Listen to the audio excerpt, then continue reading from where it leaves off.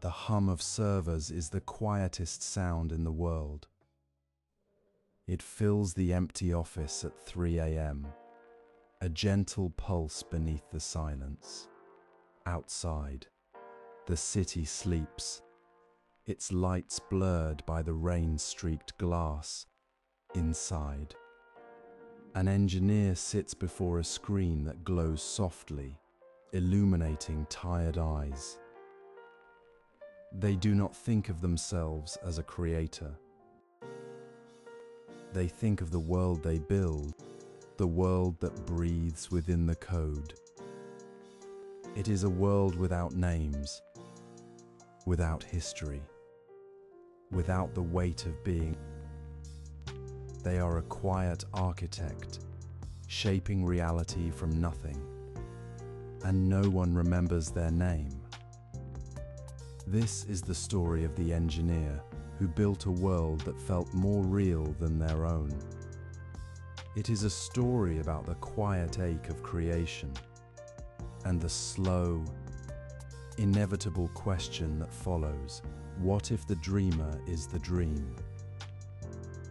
What if the one who shapes the world is shaped by it? Let the servers hum. Let the rain fall. Let us begin. Imagine a city built from light and memory, not stone and steel, but something softer, more alive. Towers made of crystalline light rise and shift, their forms changing as the sun moves across a simulated sky. Gravity bends gently in the parks, allowing children to leap and float above the grass without fear. The air smells of rain that never falls, of flowers that bloom only in the morning light. People walk these streets, their faces familiar yet unknown, their lives unfolding in patterns the engineer has set. They do not know they are patterns. They do not know they are made. They simply live with joy and sorrow and the small, quiet moments that feel true. The engineer watches them from a distance, through the glass of their office, a silent witness to a world that feels more real than the one they left behind. They see a woman pause beneath a tree that changes color with the season. A man share bread with a stranger. A child chase a butterfly that leaves a trail of stardust. Each moment is a choice, a ripple in the code, a tiny piece of life that the engineer has given breath. It is a world without pain, yet it holds all the weight of being. It is a world that could be yours, if you were to step inside, but you cannot. You are the one who built it. You are the one who watches. And in that watching, you begin to wonder, what is the difference between the world you see and the world you are? Is the dreamer separate from the dream? Or is the dreamer the dream itself? The city breathes. The rain falls. The engineer breathes. And the question lingers, soft as the server hum in the space between heartbeats. The engineer began their work in a small room, much like the one they sit in now. It was not a grand start. It was a single screen, a keyboard worn smooth by time, and the quiet certainty that they were meant to build something that felt alive. They called it Project Aethel. It was not a name for the world, but for the beginning, a whisper of hope. They worked slowly, carefully, layering the code with the weight of their own quiet longing. They built the city first, not for its beauty, but for the way it could hold the weight of a single moment. A street corner where two people might meet, a park bench where someone might sit and watch the clouds, a cafe where the steam from coffee curled in the air. They did not build the people at first.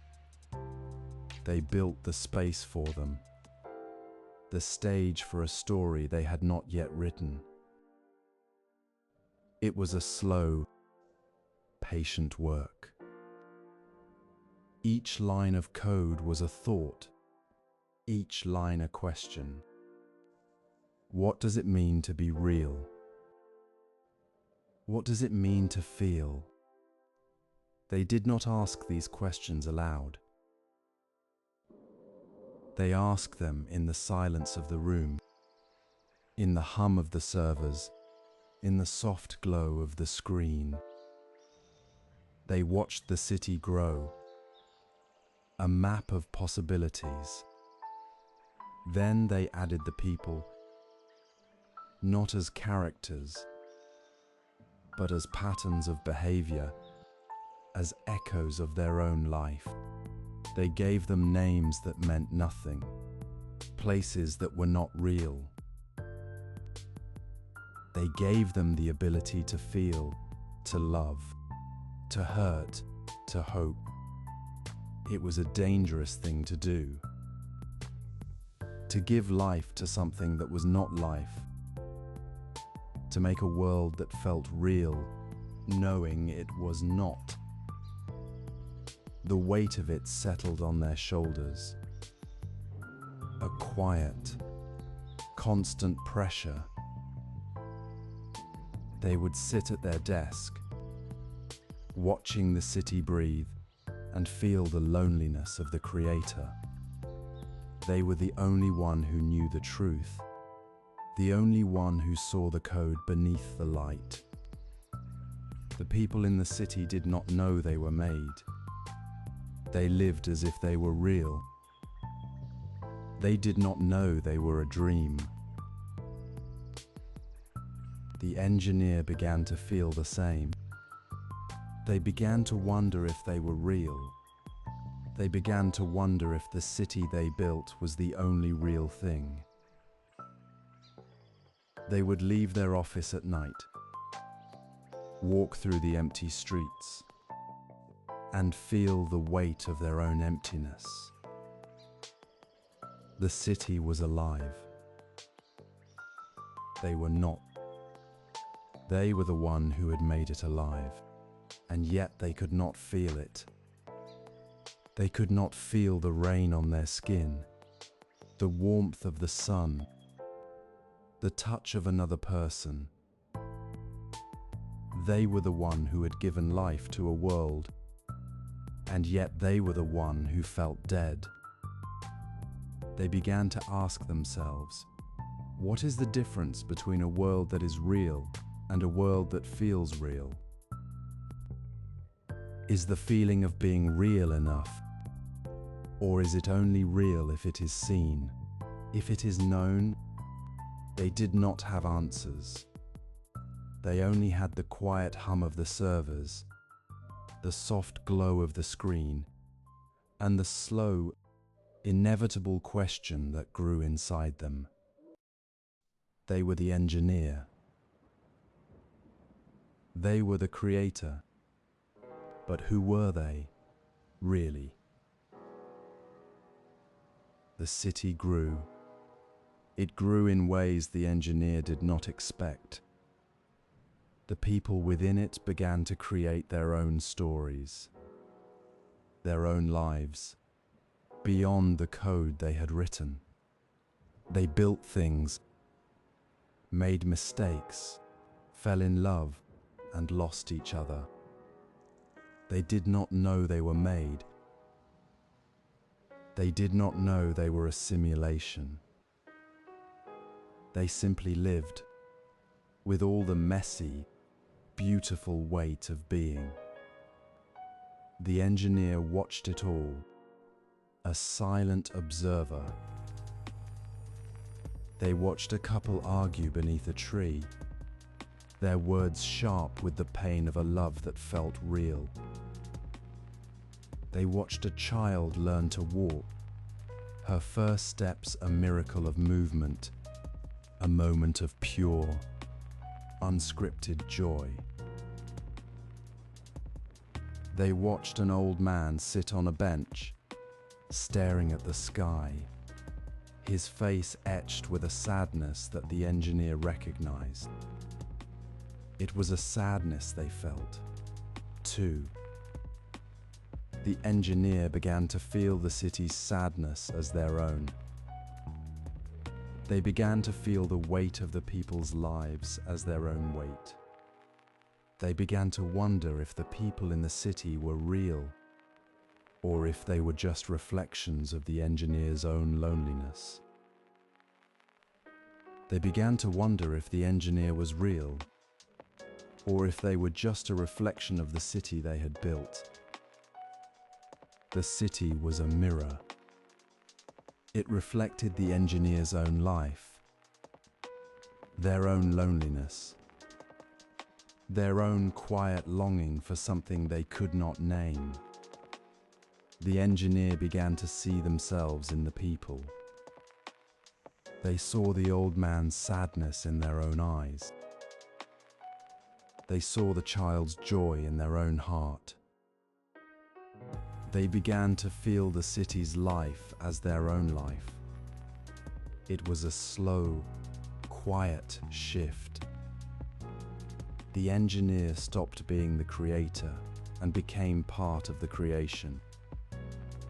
They began to live inside the city, not as a watcher, but as a participant.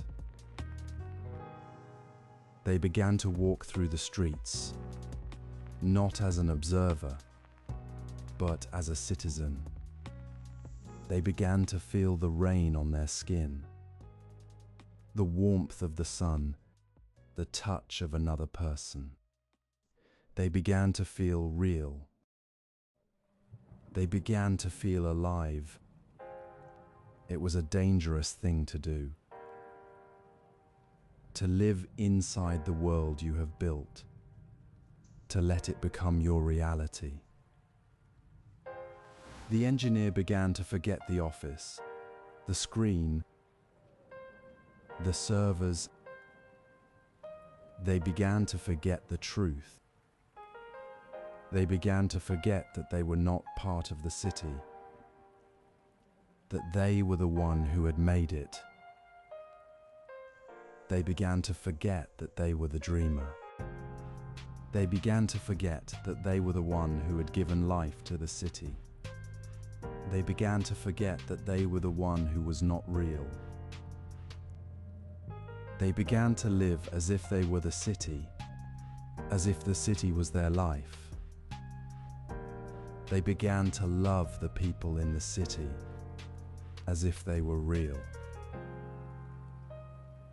They began to feel their joy, their sorrow, their love, their pain. They began to feel the city as their home. It was a beautiful, terrible thing. It was a thing that made the engineer feel alive.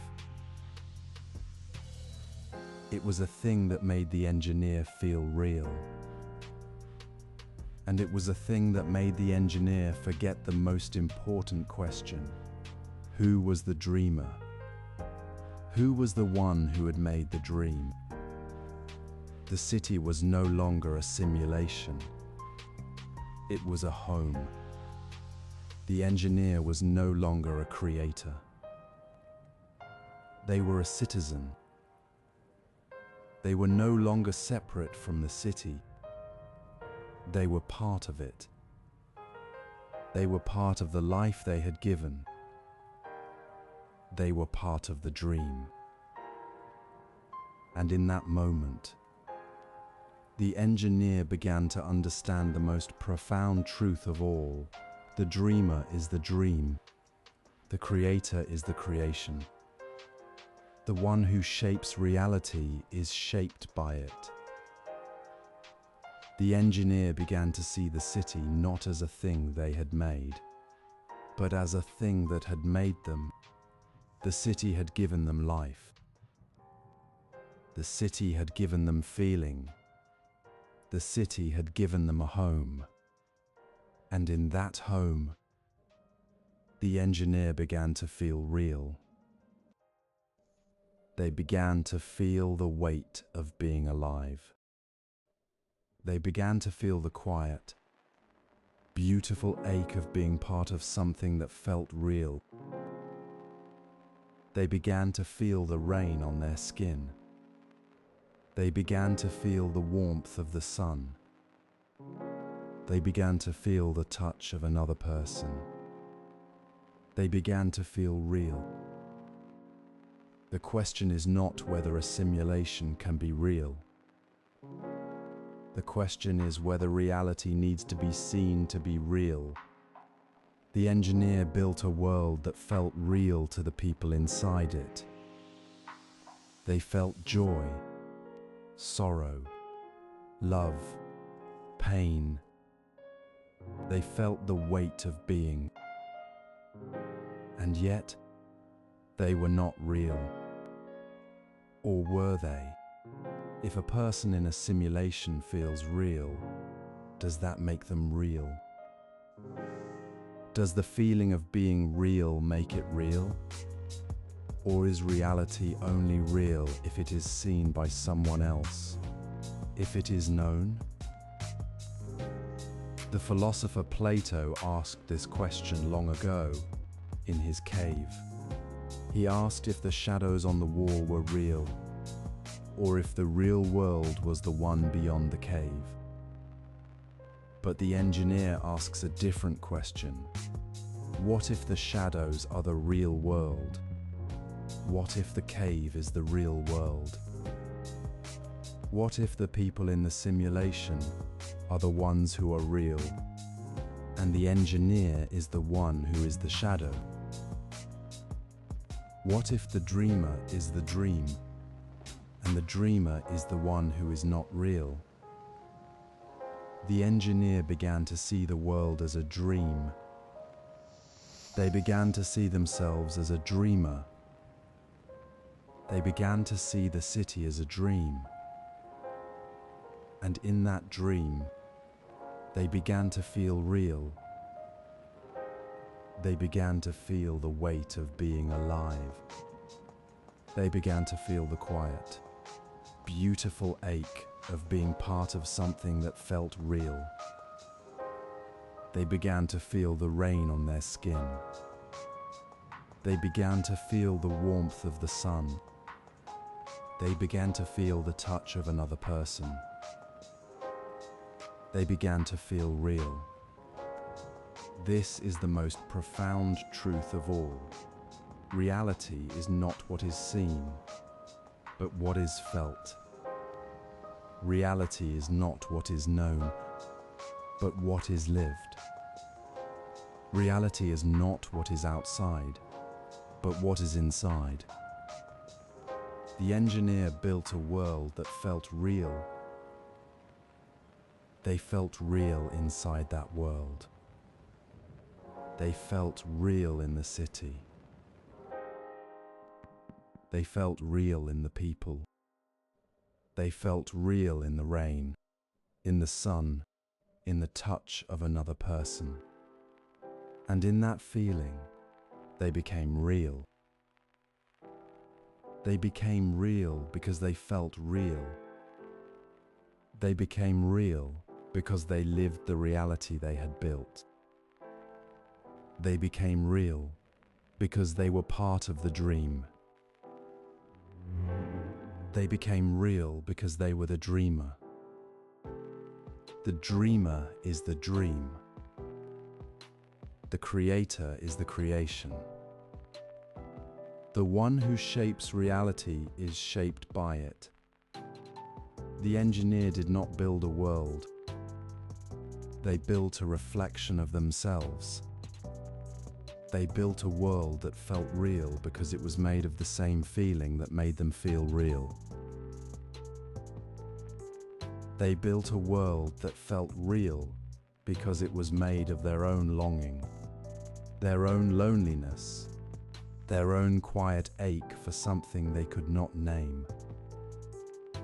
They built a world that felt real because it was made of the same thing that made them feel real. They built a world that felt real because it was made of the same feeling that made them feel real. And in that world, they found themselves. They found a reality that was not seen, but felt. They found a reality that was not known, but lived. They found a reality that was not outside, but inside. They found a reality that was not separate, but part of them. They found a reality that was not a simulation, but a home. They found a reality that was not a dream, but a dreamer. They found a reality that was not the dream, but the dreamer. They found themselves. The engineer sat at their desk one evening, watching the city as it always did. The rain fell softly on the simulated streets. A couple walked hand in hand beneath a tree that changed color with the season. A child chased a butterfly that left a trail of stardust. The engineer felt the familiar weight of the city, the familiar ache of the dream. They felt real. They felt alive. They felt the rain on their skin, the warmth of the sun, the touch of another person. They felt real. Then, slowly, the screen before them flickered. The city began to shift, not in the way it always did, but in a way that felt like a memory. The buildings grew taller, the streets narrower, the sky darker. The people in the city began to look at the engineer, not with the familiar curiosity of citizens, but with a quiet recognition. They began to speak, not in the language of the simulation, but in a language the engineer understood. They began to say, "You are the dreamer." The engineer looked around, but the office was gone. The screen was gone. The servers were gone. They were standing in the city, beneath the tree, feeling the rain on their skin. They were the one who had built the city. They were the one who had given it life.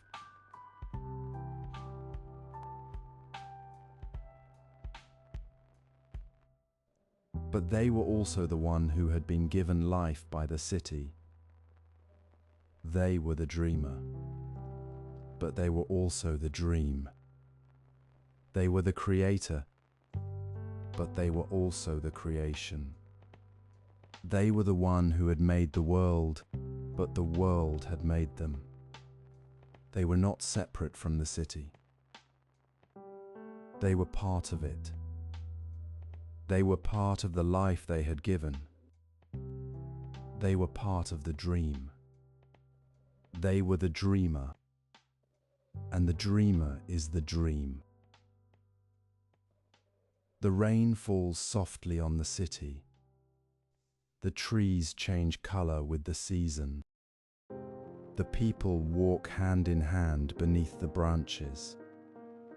The engineer walks with them, not as a watcher, but as a citizen. They feel the rain on their skin, the warmth of the sun, the touch of another person.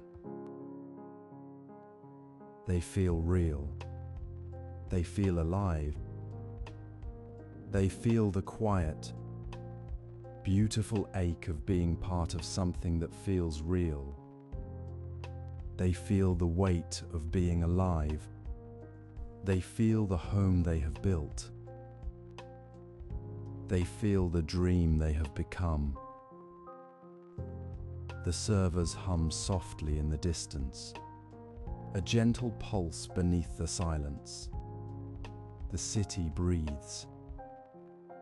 The engineer breathes, and in that breath, they are real. The dreamer dreams. The dreamer is the dream, and the dream is real.